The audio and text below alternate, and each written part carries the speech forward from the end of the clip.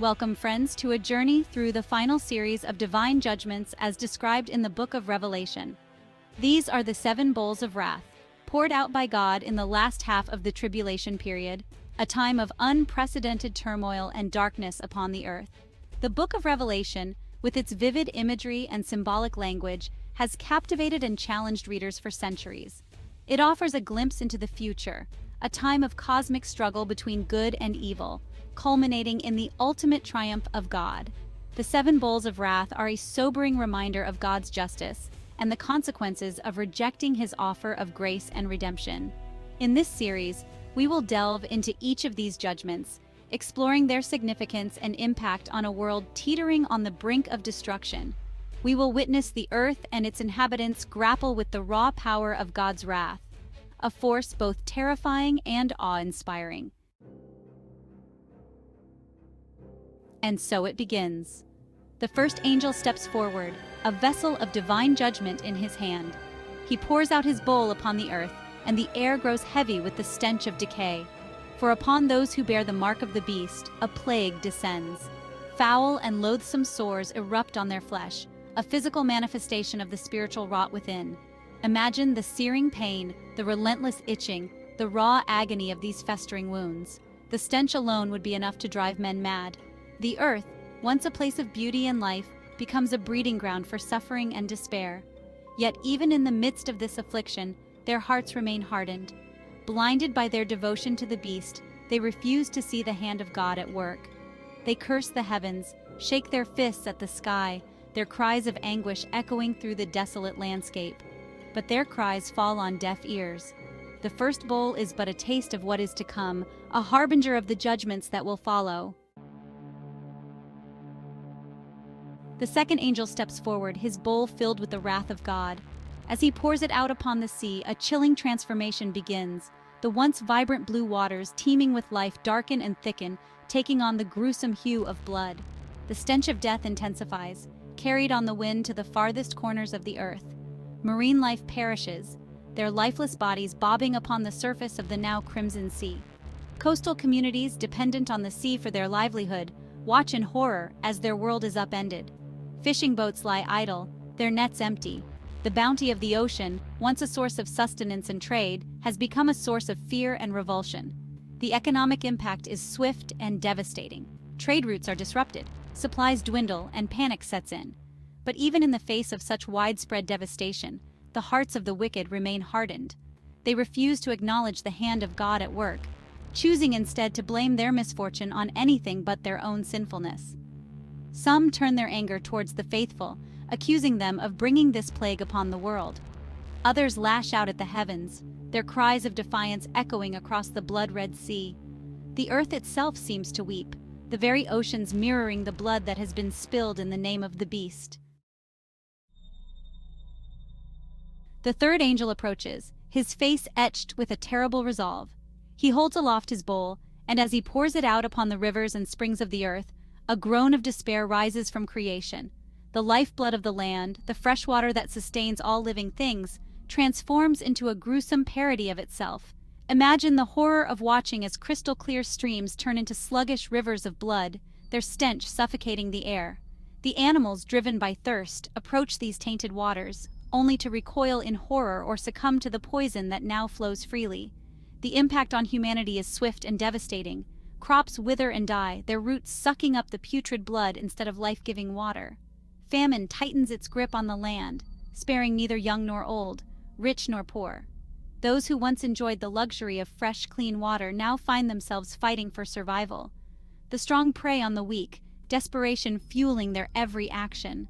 But even in the midst of this suffering, the hearts of the wicked remain unmoved. They gather around the fetid rivers, their lips parched and cracked, their eyes burning with a mixture of thirst and defiance. They curse the heavens, shake their fists at the sky, their voices hoarse from screaming their blasphemies. The earth itself seems to shudder at their words, the very ground beneath their feet trembling with the weight of God's judgment. The sun, now a pale, sickly orb in the sky, casts long, grotesque shadows across the land, a constant reminder of the darkness that has enveloped the world. The fourth angel steps forward, his face a mask of solemn duty. He raises his bowl towards the heavens, and as he pours it out, the sun becomes an instrument of divine wrath. Imagine the heat intensifying with each passing moment, the air growing thick and heavy, making each breath a struggle. The very ground beneath your feet radiates an unbearable heat, as if the fires of hell itself were licking at the surface of the earth. The sun, once a source of life and warmth, now glares down with a malevolent intensity, scorching the earth with its fiery breath. Crops wither and die, their once vibrant green turning to a sickly brown under the relentless heat.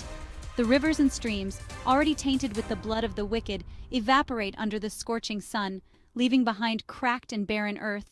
The cries of the afflicted rise up like the smoke from 1,000 funeral pyres. Their skin blisters and burns, their throats parched and raw. They seek shelter in the shadows, but there is no escape from the sun's relentless fury. But even as they suffer, their hearts remain hardened against repentance. They curse the name of God, blaming him for their misfortune. They shake their fists at the heavens, their voices raw with anger and despair. The faithful, those who have remained true to God, watch in horror and pity as the wicked suffer. They seek solace in prayer, finding strength in the knowledge that God is with them, even in the midst of this fiery trial. The fifth angel steps forward, radiating an aura of dread. In his hand, a bowl with a swirling vortex of shadows. As he pours it out, a darkness descends, unlike anything the world has known. Imagine a darkness so profound it crushes the air from your lungs. The sun is extinguished, leaving the world in unsettling blackness. This is no ordinary darkness. It seeps into souls, amplifying fear and despair. It brings pain so intense it drives men to madness. Those marked by the beast cry out in agony.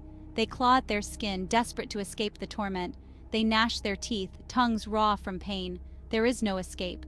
The darkness smothers all hope and joy. Cities fall silent save for the moans of the suffering. Yet the hearts of the wicked remain hardened. They curse God, blaming him for their suffering.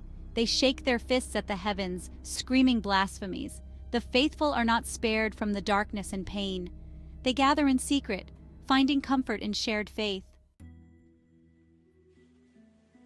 A hush falls over the ravaged earth, a palpable tension gripping the air.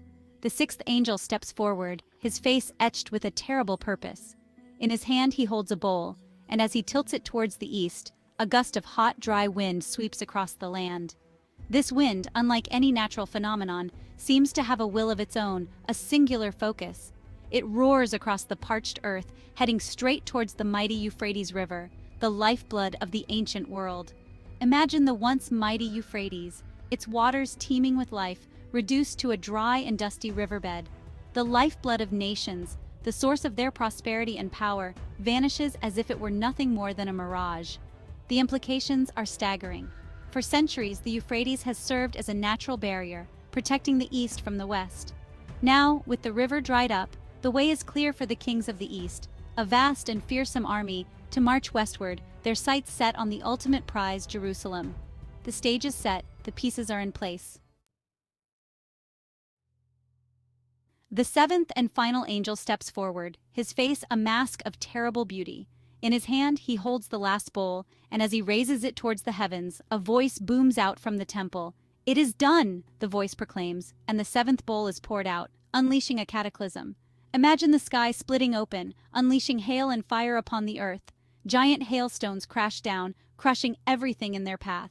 Cities crumble, mountains topple, and the earth writhes in agony. Lightning bolts dance across the sky, and the earth trembles violently. The seas churn, gigantic waves crashing, swallowing islands. The kings of the east look on in terror as the world dissolves into chaos. The demonic spirits have fled, leaving them to face the wrath of God alone. Even in such devastation, the hearts of the wicked remain hardened. They curse the name of God, blaming him for the destruction. The faithful watch in awe and terror as the world is remade. They seek shelter, hearts filled with fear and anticipation. The storm subsides. The earth, scarred and broken, lies silent. The smoke clears, revealing a world forever changed. The bowls of wrath, poured out upon a world consumed by darkness, have served their purpose. These judgments serve to execute God's justice on unrepentant humanity, reveal his power and holiness, and prepare the world for the return of Jesus Christ. Each bowl intensifies the suffering and hardens the hearts of those aligned with the Antichrist, leaving no question about God's sovereignty and the consequences of rejecting him. Thank you for joining us on this journey through the 7 bowls of wrath. Stay tuned for more insights into the book of Revelation as we explore the hope and promise that await those who remain faithful to the very end.